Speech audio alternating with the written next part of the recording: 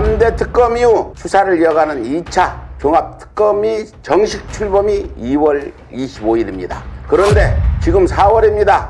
그간 2차 종합특검 활동이 미진한 것 아니냐 우려가 많았는데 본격적인 수사 보따리를 풀어놓아 주목됩니다. 김건희가 또 기호를 받았답니다. 윤석열 취임 후 대통령 관저공사 시기 한 패션업체 대표가 김건희에게 기울 의료 건넌 정황을 포착하고 업체 사무실과 대표 주거지에 대한 압수수색이 있었는데요. 김건희 영향력 아래 21g이 관저공사를 따냈다는 의혹이 분명한 만큼 이번 기울 의료는 21g이 관저 이전 공사 수주와 어떤 관련이 있는지 확인할 수 있는 결정적 증거가 될 수 있다는 관측입니다. 윤석열은 또 조작했습니다. 윤석열 당시 대통령실이 쌍방울 대곡성공 사건에 개입한 정황이 포착되면서 본격적인 수사가 진행되고 있습니다. 국가 권력기관 초대형 국정농단 의심 사건으로 보고 있다. 종합특검의 설명입니다. 결론적으로 말하자면 윤석열 정권 대통령실 당시 이희원 비서관이 조태용 당시 국정원장에게 전화를 걸어 북한 노동당 산하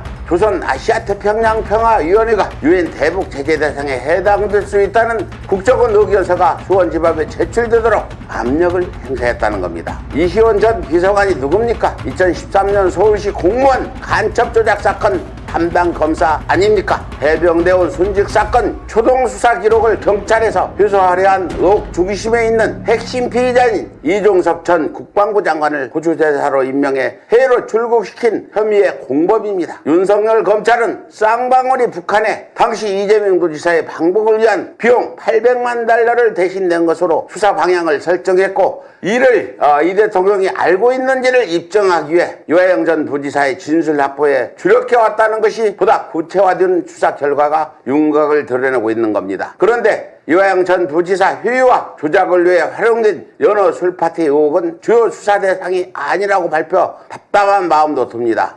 여기에 직무가 정지된 연어 술파티 회유 당사자인 박상용 검사에 대해 국민의힘이 권력사회라면서 반발하니 정말 어이가 없습니다. 한 소장님, 네. 뭐 이런 저런 해서 종합특검이 출범한 지가 지금 오래됐는데 일도 안 하고 그 어떤 지난 내란 특검이나 김건희 특검에서 서류도 못 받아오고 해서 일을 못 했는데 이제 좀 이러는 것 같은 뉴스가 나오고 있는데 어떻게 보셨어요?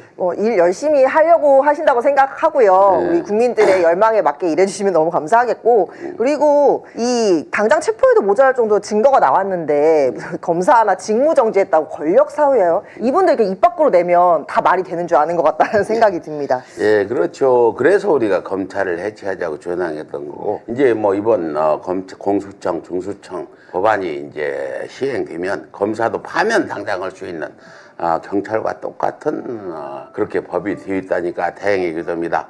예, 지금 내란, 김건희, 순직, 해병 3대 특검이 규명하지보단 남은 의혹들을 통합수사할 2차 종합특검 검사팀이 수사 기간은 5월 25일까지입니다. 비로시 30일 두 차례 연장할 수 있지만 시간은 요한하지 않고 밝혀야 할 의혹은 차고 넘칩니다. 3대 특검의 한계를 넘어 국민적 의혹을 해소하고 현역 없는 수사 결과가 나와야 내란 청산에 한 걸음 다가갈 수 있음을 잊지 말아야 할 것입니다.